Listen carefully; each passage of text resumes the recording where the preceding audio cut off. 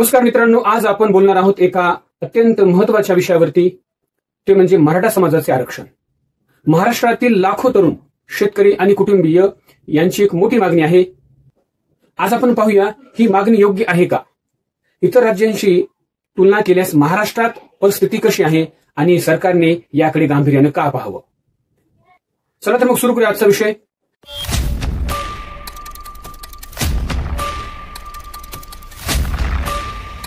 मराठा समाज हा शतकानुशतके शेती, सैनिक सेवा आणि मेहनतीवर आधारित जीवन जगला आहे।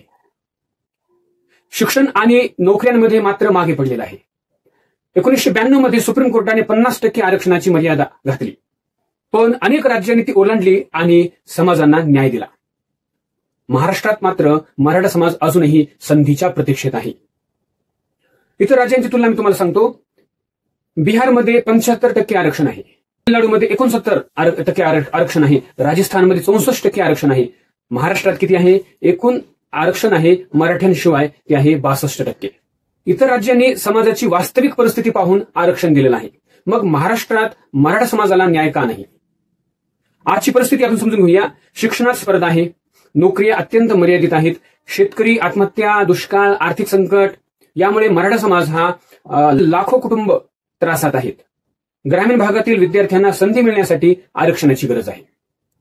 आता मागणी योग्य का आहे हे आपल्याला समजून घ्यायचं आहे।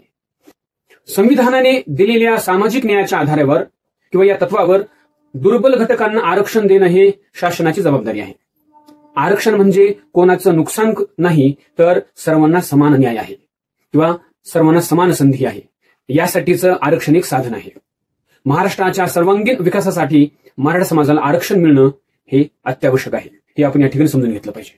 मित्रांनो, मराठा समाजाचं आरक्षण ही फक्त मागणी नाही, तर ही एक हक्काची लढाई आहे। सरकारने लवकरात लवकर निर्णय घेऊन समाजाला न्याय दिला पाहिजे। या विषयावर तुमचं मत काय आहे कमेंटमध्ये नक्की सांगा आणि हा व्हिडिओ अधिकाधिक लोकांपर्यंत पोहोचवा।